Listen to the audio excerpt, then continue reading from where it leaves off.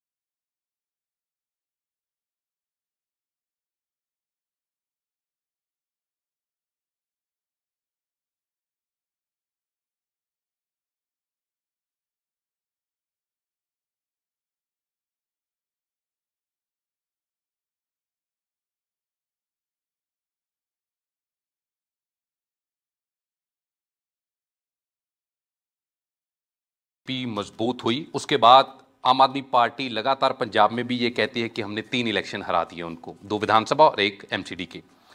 पंजाब में भी आम आदमी पार्टी कैंपेन कर रही है। दिल्ली मॉडल, एजुकेशन का मॉडल और गवर्नेंस का मॉडल, हेल्थ का मॉडल, इसको पंजाब में लोकसभा क्षेत्र में भी उसी को बेस बनाकर प्रचार किया जा रहा है कि एजुकेशन और हेल्थ मॉडल को पंजाब में लागू किया जाएगा। आप इस तरह इस दोनों नैरेटिव को कैसे देख रहे हैं? देखिए, अब तो पंजाब के लोग भी अरविंद केजरीवाल का मॉडल दिल्ली का वो तो देख ही चुके हैं, क्योंकि साल भर में जो समय देखा है पंजाब ने, उसमें हमको कुछ कहने की आवश्यकता नहीं है। और हमें जो समाचार आते रहते हैं पंजाब से, वो उस पंजाब की कल्पना हमने तो नहीं की थी। पिछले विधानसभा चुनाव के बाद जो एक आशा थी पंजाब को, जो लगता था कि आम आदमी पार्टी पूरी करेगी, वो आशा तो घोर निराशा में बदल चुकी है। और दिल्ली की स्थिति इस समय वो है कि उसको हम किस शब्दों में वर्णन करें। आज दिल्ली पे लगभग 1.5 लाख करोड़ का कर्ज हो गया 2013 के बाद। आज दिल्ली के गलियों की टूटी गलियां, गंदा पानी, टैंकर माफिया, जमुना जी की गंदगी, पोल्यूशन, सबसे पोल्यूटेड सिटी है दिल्ली और बढ़ती जा रही है। और जिस प्रकार से जो हमारे आम आदमी पार्टी के नेता हैं अरविंद केजरीवाल, आज दिल्ली के लोग उनको ढूंढ रहे, बहुत बुरी स्थिति है साहब। तो एक्चुअली इस समय ये सब कुछ पता चल गया है कि अरविंद केजरीवाल सिर्फ भ्रष्टाचार के जगह ढूंढते हैं कहां से भ्रष्टाचार हो सकता है। उनके दो सबसे बड़े सिपहसालार जेल में हैं और अरविंद केजरीवाल पर खुद ही बहुत बड़े अपराध भ्रष्टाचार के केस चल रहे हैं। राघव चड्ढा का भी नाम आ गया। तो ये पूरी आखिर इस सारे कैंप का ही भ्रष्टाचार में नाम आना, मैं समझता हूं जालंधर जवाब तो देगा। पर इसकी ऑथेंटिसिटी की मेजरमेंट कैसे की जा सकती है कि अरविंद केजरीवाल तो इसमें केस में फंसेंगे या राघव चड्ढा का नाम आ गया? नाम तो संजय सिंह का भी आ गया था, पर संजय सिंह का भी दावा है कि ईडी ने उनको चिट्ठी लिखकर माफी मांगी है या अपनी गलती उन्होंने एहसास किया है। अभी संजय सिंह कह रहे हैं कि किस तरह से बीजेपी सेंट्रल गवर्नमेंट ईडी का मिसयूज कर रही है, उसकी ये परफेक्ट एग्जांपल है कि उनका नाम आ जाना, बाद में ईडी का क्लैरिफिकेशन देना। अभी वो डेफेमेशन करने जा रहे हैं ईडी पे। ये मनीष सिसोदिया भी यही कर रहे थे। मनीष सिसोदिया भी ईडी को धमकाई रहे थे, सत्येंद्र जैन भी धमकाई रहे थे, अरविंद केजरीवाल जी भी धमकाई रहे थे। तो ये तो इनका मोडस ऑपरेंडी है। जैसे इनके ऊपर आरोप लगता है तो ये सबसे पहले जांच का विरोध करते हैं। भाई मनोज तिवारी पे कोई अगर आरोप लगता है तो हम जांच का तो सबसे पहले कहेंगे मेरी जांच हो, बट ये जांच का ही विरोध करते हैं। और दूसरी बात, हम नहीं जानते कि राघव चड्ढा या अरविंद केजरीवाल जी या और जो भी लोग हों इनका क्या होगा, लेकिन कोर्ट क्यों नहीं बेल दे रही है? हम कोर्ट तो नहीं है ना, बीजेपी हो सकते हैं बट हम कोर्ट नहीं है। कोर्ट लगातार बेल देने से मना कर रही है। अभी देखिए कल ही आया है और मनीष सिसोदिया को एक्यूज्ड बनाया गया उसमें। सत्येंद्र जैन ऑलरेडी साल भर से लगभग जेल में है। तो ये इनके धमकाने से ईडी का केस नहीं बनता है। ये हमारे यहाँ भी एक नया केस खुलासा हुआ है कि जब ये एक्साइज की मीटिंग होती थी दिल्ली में तो पंजाब के भी कुछ एक्साइज के ऑफिसर जाते थे, राघव चड्ढा जी बैठते थे। तो आया ना, हम तो इतनी कह रहे हैं कि आया, हमें क्या पता, हम कोई जांच एजेंसी थोड़ी है। लेकिन जो इनका मोडस ऑपरेंडी है, आज दिल्ली के लोग क्या चाहते थे कि हमको घरों में साफ पानी मिले, घर में नल से जल आने लगे। क्या मिला? क्या जमुना जी का पानी साफ हुआ? और इस पे ये डिस्कस भी नहीं करते हैं। मैं तो सांसद हूं ना, मैं जब मिलने की भी कोशिश करता हूं तो इनका कुछ इस पे डिस्कशन है ही नहीं। किससे मिलने की? केजरीवाल से? अरविंद से, अरविंद केजरीवाल से। But they are not interested. ठीक है, ये आपका एक तर्क हो सकता है, पर रियलिटी जो है इलेक्टोरल पॉलिटिक्स की वो अलग है। आप एमसीडी की इलेक्शन हार जाते हैं, 104 काउंसलर आपके बनते हैं, करीबन 70 सीटों में से आपके पास कितने 8-9 एमएलए हैं, शायद वहां पे 8 एमएलए हैं। 8 एमएलए हैं, सिर्फ सांसद है आपके पास 7 दिल्ली में जी। फिर लोग आपको वोट क्यों नहीं कर रहे? वोट इलेक्शन दर इलेक्शन अरविंद केजरीवाल को क्यों कर रहे हैं? देखिए 2015 में आम आदमी पार्टी आई थी, 70 में 67 सीट जीते थे, 16 में मैं अध्यक्ष बना था और 17 में एमसीडी के इलेक्शन थे। तो जिसने 70 विधानसभा में 67 जीत लिए थे वो क्या हुआ? वो बुरी तरह हारे। आप ये मत कहिए कि इनको लगातार लोग वोट दे रहे हैं। ये तो फिर अपना दिल रखने वाली बात होगी। नहीं, दिल के क्या, देखिए वही दिल्ली है, वही वोटर है, उन्होंने ही दिया था वोट विधानसभा में। लेकिन 2.5 साल बाद वो आपसे इतने क्रुद्ध हो गए कि आपको 272 में हमको 185 मिला और इनको मात्र 46 मिला। तो ये तो हम नहीं, अभी आपके उसमें कहा गया ना 2017 में हम जीते, फिर 2019 में भी जीते हम, 55% वोट मिला बीजेपी को दिल्ली से। 2020 में फिर हमको नहीं मिला क्योंकि एमसीडी के सारे काम को इन्होंने, बजट तब ऐसा था कि दिल्ली सरकार से होता था, तो हमको ये काम करने नहीं दिए, फिर भी हम जितना किए। आज जो आप कह रहे हैं कि ये फिर से 2022 में ये जीते हैं, ये जीते क्या? ये तो बोलते थे हम 220 सीट लाएंगे 250 में। आया कितना? मुश्किल से 134। और चौथी बार हम आ रहे थे एमसीडी में। पर चौथी तिवारी साहब, जीत तो जीत है। नहीं, जीत अगर तो जीत 13% वोटों की कमी आती है आम आदमी पार्टी के वोटों के गिरावट में, तो ये सामान्य बात नहीं है कि 13% वोटों की गिरावट हुई। और मैं आपको विश्वास दिलाता हूं कि आने वाले समय में दिल्ली से आम आदमी पार्टी का समापन हो जाएगा। आप अभी एक मंजे हुए सियासतदान भी हैं, आपने इलेक्शन लड़े हैं, लड़वाए हैं, देखे हैं। जालंधर में जब आप लोगों से मिल रहे हैं, जलंधर के लोग किस तरह से देख रहे हैं? क्योंकि जलंधर में भी पंजाब सरकार, एक दिन पहले यहां पे सीएम बैठे थे, वो कह रहे हैं कि हमने एक साल में 80% पंजाब के घरों की बिजली फ्री कर दी, हमने 580 मोहल्ला क्लिनिक खोल दिए, हमने मोस्टली पंजाब के रोड्स टोल फ्री कर दिए और इस तरह की किसानों को हमने मुआवजे दे दिए। तो बीजेपी के पास प्रॉपर काउंटर प्लान क्या है उस समय जब बीजेपी जमीन पे बहुत कमजोर पहले नजर आ रही है कि आपको कैंडिडेट भी बोरो करना पड़ा? देखिए, जहाँ तक जलंधर की बात है, अब पार्टी में जो आता है उसको टिकट दिया जा सकता है और दिया गया है, तो इसको बोरो करने की बात नहीं हो। बीजेपी में आए हैं इसलिए उनको टिकट मिला है, अब वो बीजेपी के कार्यकर्ता है, उनको पार्टी ने टिकट दिया है। लेकिन जिस प्रकार से आप बता रहे हैं ना कि ये लोग, इन लोगों की जितनी बातें रही हैं, क्या ग्राउंड पे वो एक काम भी हुआ है? ये जितनी दावे कर रहे हैं, हमारे यहाँ ये भी कहे थे ना कि महिलाओं को 1000 रुपया देंगे, क्या देना शुरू कर दिया पंजाब में? ये सवाल मैंने मुख्यमंत्री से पूछा था। हाँ। वो कह रहे थे वो उनसे पहले 15 लाख दिलवाओ, वो कल ही कह के गए। अब ये तो कोई बात नहीं, 15 लाख देने का तो हमने कहीं नहीं कहा। 15 लाख किसी व्यक्ति को दिया जाएगा ये कभी नहीं कहा गया है। 15 लाख का काम हर व्यक्ति के आसपास हो जाएगा और मुझे लगता है कि वो 25 लाख 30 लाख से ज्यादा एक व्यक्ति के आसपास। आप हाईवे देखिए, हम ही बना रहे हैं। कोविड के काल में हमने कैसे लोगों को सेवा किया, लेकिन ये क्या कर रहे थे? अभी दिल्ली में क्या चल रहा है? जब कोविड में लोग ऑक्सीजन के लिए तड़प रहे थे, मर रहे थे, तब उस समय अपना शीश महल बना रहे थे, राजमहल बना रहे थे अरविंद केजरीवाल जी। आज उनको जवाब नहीं दिया जा रहा। कोई बात नहीं, लेकिन ये जो जो कहे हैं, आज जो हमारे पास समाचार आते हैं पंजाब से, अगर पंजाब की जनता संतुष्ट होगी तो जलंधर के इस चुनाव में बता देगी। रही बात भारतीय जनता पार्टी की, देखिए पंजाब को वास्तव में भारतीय जनता पार्टी की आवश्यकता है। मैं पंजाब के लोगों को बार बार कहूंगा, हर बार कहूंगा, विश्वास दिलाऊंगा, पंजाब में जिस दिन भारतीय जनता पार्टी की सरकार होगी उस दिन पंजाब को उसका असली हक मिलेगा। पंजाब में कितनी क्षमताएं हैं साहब, पंजाब के कारण हमारे देश की रक्षा होती है। पंजाब के लोगों के कारण हम बिहार में रहते हैं तो भी हम कहते हैं अगर पंजाब का एक शेर खड़ा हो गया तो हमको लगता है ये he will save my country, he will save the border. आज उस पंजाब में क्या हो रहा है? क्या नशा खत्म हो गया? क्या भगवंत मान जी हमको बताएंगे?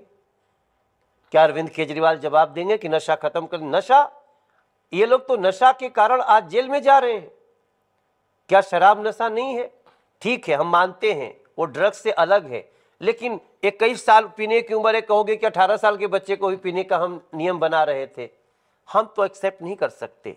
माताएं रो रही हैं, बच्चे रो रहे हैं। तो जलंधर के चुनाव में मैं जितना पता चल रहा है मुझे, हमारे पक्ष में धीरे धीरे हवा बन रही है। और इसमें आप बहुत आश्चर्य मत करिएगा कि जलंधर ने सोच लिया कि नहीं, अब भारतीय जनता पार्टी को चुनना है, क्योंकि नरेंद्र मोदी जी के प्रति जो विश्वास बना है वो एक दिन में नहीं बना है। ये आप एज ए बीजेपी लीडर किस कॉन्फिडेंस से कहते हैं कि जलंधर ने मन बना लिया है कि इस बार बीजेपी आएगी? जलंधर के लोग ये कहते हैं कि जब बीजेपी ने मन नहीं बनाया कि हम अपनी पार्टी के उम्मीदवार को टिकट दें तो हम मन कैसे बनाएंगे? दूसरी चीज, बीजेपी के लिए सेकंड रोकूंगा, मैंने ये नहीं कहा मन बना लिया है, मन बना रहे हैं। मैंने कहा वो मन बना रहे हैं। हम सत्य से बहुत अलग भी नहीं हटते हैं, लेकिन जलंधर के लोग अब मन बना रहे हैं। इसलिए मैं कहूँगा अगर आश्चर्य मत करिएगा कि हमारा कैंडिडेट जीत जाए यहां से। तिवारी साहब, जलंधर के जरिए 2024 का इलेक्शन बीजेपी देख रही है कि काडर बने, कुछ और लोग जुड़े, कुछ अकाली से आए, कुछ कांग्रेस से आए। बीजेपी का फोकस इस बाई इलेक्शन पे कितना है, या असल में जो फाइट है या असल में जो जमीन है वो 2024 की है? नहीं, हम कभी भी, देखिए हम आधा मन से चुनाव नहीं लड़ते। भारतीय जनता पार्टी पूरी, मैं अभी आपके पास आ रहा हूं तो उड़ीसा से आ रहा हूं, झारसुगुड़ा में एक उपचुनाव चल रहा है, तो हम वहां भी पूरे शिद्दत से लड़ते हैं। हम कर्नाटक में 3 दिन लगा के आ रहे हैं। हम चुनाव को कभी भी हल्के ढंग से लेते ही नहीं, क्योंकि चुनाव क्या है? लोगों का दिल जीतना है। लोगों को हम बता रहे हैं कि देखिए बीजेपी के साथ जाएंगे तो क्या फायदा है, कांग्रेस के साथ क्या फायदा है, और आम आदमी पार्टी से क्या फायदा नुकसान है, या और भी कोई अकाली दल भी होंगे उनसे क्या फायदा नुकसान है। हम ये लगातार बताते रहते हैं और सिर्फ शब्दों में नहीं, कर्म से भी बताते रहते हैं। एक तिवारी साहब और चीज है, जिस तरह से एलजी वर्सेस सीएम दिल्ली में है, पंजाब में भी सीएम वर्सेस गवर्नर उसी तरह की स्थिति नजर आ रही है। पंजाब के सीएम ये कहते हैं कि जैसे दिल्ली में हमारे सीएम को एलजी काम करने नहीं देते और पंजाब में भी गवर्नर साहब उनको काम करने नहीं देते, टीका टिप्पणी बहुत करते हैं, इंटरफेरेंस बहुत करते हैं। सीएम पंजाब का ये कहना है कि इलेक्टेड लोगों को काम करने देना चाहिए, सिलेक्टेड लोगों को नहीं। ये सफेद आती हैं गवर्नर और ये नहीं। देखिए दिल्ली में और पंजाब में बहुत अंतर है। तो मैं भगवंत मान भाई को बोलूंगा कि अपनी असफलताओं का ठीकरा गवर्नर पे नहीं फोड़ सकते, क्योंकि दिल्ली का एलजी तो वास्तव में एडमिनिस्ट्रेटर है और दिल्ली यूनियन टेरिटरी है, उसका हिंदी होता है केंद्र शासित प्रदेश।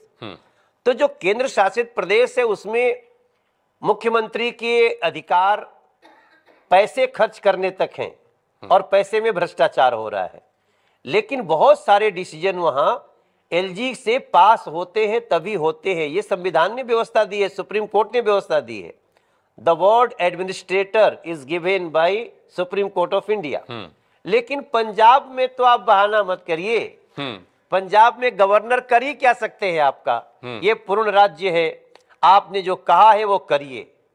आपने, मैं देख रहा था यहाँ पे किसी की कोई बहन थी, आम आदमी पार्टी से चुनाव जीती थी और बाद में पहले कहती थी हम आने के 40 दिन के अंदर ये कर देंगे वो कर देंगे, और जब जीत गई तो बोली कि हमको पता नहीं चलता था पहले कि इतनी सारी बाधाएं हैं, हम सॉरी बोल रही थी। वो मुझे नाम नहीं याद है कौन थी वो।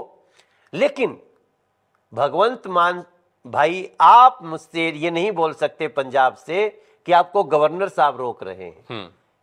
पूर्ण राज्य में गवर्नर संविधान सम्मत जो भी आप काम करेंगे। हाँ, अब आप संविधान से अलग कुछ करना चाहते हैं तो इस देश का संविधान तो एक आम आदमी खड़ा हो जाएगा, वो बोलेगा this is constitution, you can't, इसको उल्लंघन नहीं कर सकते। ये बड़ा कंट्रास्ट है बीजेपी के विद इन द पार्टी, बड़ा कंट्रास्ट है।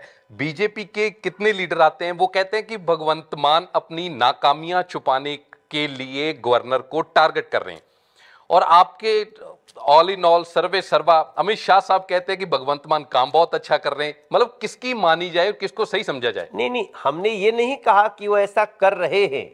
आपने कहा, हमारे साहब आप ट्विस्ट कर देते हैं बात को। सुनिए मेरी बात, आपने कहा, मैं कहा वो ऐसा नहीं कर सकते, उनको नहीं करना चाहिए, क्योंकि कोई सामान्य व्यक्ति भी पूर्ण राज्य में कोई कहे कि हमको गवर्नर काम नहीं करने दे रहे हैं तो वो फिर अपनी असफलता छुपाना चाहते हैं, इंटरफेरेंस करते हैं, कहते हैं वो इंटरफेरेंस बहुत करते हैं। इंटरफेयर वो संवैधानिक कर सकते हैं। संवैधानिक, मान लीजिए जहां संविधान अलाउ नहीं करता आपको, तो याद दिलाएंगे कि मुख्यमंत्री जी ये देखो कॉन्स्टिट्यूशन है। तो कॉन्स्टिट्यूशन आप चाहे तो विधानसभा में कुछ नए नियम भी बना सकते हैं। एक और चीज, दिल्ली में जो खिलाड़ियों का धरना प्रदर्शन चल रहा है उसको लेकर बीजेपी एक एमपी को बचाने में क्यों अड़ी हुई नजर आ रही है, जिस पर ऑलरेडी 40-45 केस दर्ज है। आप भी एमपी, आप पे मुझे लगता है कोई केस नहीं होगा। नहीं, कुछ आचार संहिता के केस तो है हमारे ऊपर भी। आप पे कोई क्रिमिनल ऑफेंस नहीं है? हाँ, क्योंकि मैं क्रिमिनल ऑफेंस किया नहीं। देखिए एक बात बता दें आपको, हम वहां जो खिलाड़ी बैठे हैं उनसे हमारी भी सहानुभूति है, और हम अगर बचाना चाहते तो क्यों उनके ऊपर उनका वो जब बातें जानने के लिए वहां पे कमेटी बनाई गई ना, मैरी कॉम उसकी हेड है ना, ओवरसाइट कमेटी। हाँ, तो क्यों बनाया? और दूसरी बात, एफआईआर भी हो चुकी है। अब कुछ लोग कहते हैं कि सुप्रीम कोर्ट ने कहा तब एफआईआर हुआ, तो सुप्रीम कोर्ट ने कहा तब भी हम एफआईआर करने की स्थिति में थे ही, चूंकि उन लोगों के द्वारा लगाया गया जो भी आरोप था वो एक ही बात आती थी कि बहुत समय के बाद लगाया गया, समय समय पे उनके अलग अलग बयान हैं, तो थोड़ा सा इसकी जांच पुलिस भी करती है। उसने किया, हमने एफआईआर कर दिया। अब एफआईआर के बाद जांच हो रही है उसकी, जो अगर गलत कोई होगा तो सजा मिलेगी। तो मैं तो उन सभी खिलाड़ियों को बार बार मैंने टीवी, जब भी हमारे पास कोई मीडिया का आया, मैंने यही कहा कि हम चाहते हैं जांच हो, जो दोषी हो उसको सजा हो। अच्छा, आपके लहजे में एक ही पार्टी के दो लीडर्स को लेकर बात करने का फर्क मुझे जो अभी नजर आ रहा है, जैसे अरविंद केजरीवाल के बारे में जब आप बात करते हैं, टीवी में भी करते हैं, तो आप कहते हैं कि मुगलों के जैसा लाइफस्टाइल बनाने की कोशिश कर रहे हैं। इस तरह के बयान मैंने आपके देखे हैं। हाँ, शाहजहां जैसे। हाँ। जब आप भगवंत मान के बारे में बात करते हैं तो आप भगवंत मान भाई बोलते हैं। ऐसा क्या है भगवंत मान में कि कहीं ना कहीं बीजेपी का सॉफ्ट कॉर्नर नजर आता है, वो चाहे अमित शाह से लेकर मनोज तिवारी तक हो? नहीं, हम तो बार बार बोलते हैं ये कलाकार होने का कोई इफेक्ट तो नहीं है? नहीं, वो तो ठीक है। भगवंत मान हमारे मित्र भी रहे हैं और वो हमेशा उन्होंने हमसे अच्छा व्यवहार किया। हम अरविंद केजरीवाल को भी जी तो कह रहे हैं आपके प्रोग्राम में, हम कहा उनको, लेकिन हमारा जो मौलिक जो रीजन है जिसके कारण हम उनकी शैली को गलत ठहरा रहे हैं। आप देखिए, आप 5 रुपए की कलम खोस के चलोगे, टूटी हुई चप्पल पहनोगे, और घर जब बनाओगे तो पता चला कि सारे घर रिमोट से खुल रहे हैं, और एक रिमोट ऐसा उनके पास है कि वो चाहे तो सारे दरवाजे एक साथ बंद हो सकते, दूसरा खोल ही नहीं सकते। यही मेरा सवाल था कि अरविंद केजरीवाल पे इतना गुस्सा क्यों और भगवंत मान पे इतना सॉफ्ट कॉर्नर प्यार क्यों है? अरविंद केजरीवाल पे मात्र हम गुस्सा नहीं हैं, अरविंद केजरीवाल पे इस समय दिल्ली और देश के लोग गुस्सा है, जालंधर के लोग गुस्सा है। आप रिजल्ट आने दीजिए, आपको दिख जाएगा कि जालंधर के लोग क्या अरविंद केजरीवाल जी के साथ हैं। भगवंत मान से प्यार क्यों है, ये आपने अभी भी जवाब नहीं दिया। चलो ठीक है, मैं भगवंत मान का तो अभी शुरू ही हुआ है ना। अभी तो कितना दिन हुआ चुनाव हुए भैया? 13 महीने हुआ। तो भगवंत मान जी का जो बॉडी लैंग्वेज दिखता है, वर्किंग कैसी लगती है आपको? मुझे तो लगता है कि वो भी अरविंद केजरीवाल से परेशान है। मेरे मित्र है, आपको भगवंत मान की वर्किंग कैसे लगती है? आपके अमित शाह साहब को तो अच्छी लगती है, आपको कैसी लगती है? कैसे असेस कैसे करते हैं आप? नहीं, मुझे लग रहा है कि भगवंत मान भी कहीं न कहीं अरविंद केजरीवाल की शैली से असहज महसूस करते हैं, ये दिख जाता है हमें। ये बड़ी बात है। ऐसा मुझे लग रहा है, क्योंकि देखिए वो कलाकार हैं, आर्टिस्ट रहे हैं। तो आर्टिस्ट को जब किसी आप उसमें डालने की, पिंजरे में डालने की कोशिश करोगे, यही करना है वही करना है, तो उसकी असहजता उसके चेहरे पे दिख जाती है, वो दिख रही है। कभी आपने बात नहीं की भगवंत मान से कि भाई असहज लगते हो, क्यों लगते हो? आपको कह रहे मेरे दोस्त है, या कभी करेंगे? नहीं, अब तो हमारे रास्ते अलग हैं, तो हम लोग अलग ढंग से चल रहे हैं, लेकिन असहजता तो दिख जाती है ना। आप सवाल पूछेंगे तो हमें भी कुछ सवाल में आपके जो खेल होंगे हमको समझ में आ जाएंगे। ठीक है, ठीक है। आपने कहा कि कलाकार आदमी हैं, आप इतने बड़े सुपरस्टार रहे हैं, आप कलाकार हैं, आप बहुत बड़े सिंगर एक्टर हैं। आपके चाहने वाले फैंस को जब कुछ यहाँ भी हैं जिनको पता लगा कि मनोज तिवारी आ रहे हैं, तो हमें एक दो सवाल आए ऑडियंस से कि उनसे पूछिए कि आप पॉलिटिक्स में, रैलीज में इतने व्यस्त हो गए कि आप अपने कलाकारी से थोड़ा दूर हट गए, उस तरह से उतना कंटेंट वहां से नहीं मिल रहा लोगों को, ये क्या है? आपके चाहने वालों को नाराजगी है थोड़ी सी? हाँ, ये हो सकता है, मैं क्षमा चाहता हूँ, लेकिन क्या करूँ, मैं इतना इंटेंसिटी के साथ जो देश की, समाज की प्रॉब्लम्स थीं उनको दूर करने में लगा हुआ हूँ, नरेंद्र मोदी के साथ चल रहा हूँ, तो थोड़ा सा उसमें समय तो गया है। लेकिन अभी एक गाना किया हूँ मैं, तन्हा हूँ मैं, आया है, उसको अच्छा प्यार दिया लोगों ने, 5 मिलियन लोगों ने उसको देख लिया, और बीच बीच में गीत गाते रहता हूँ।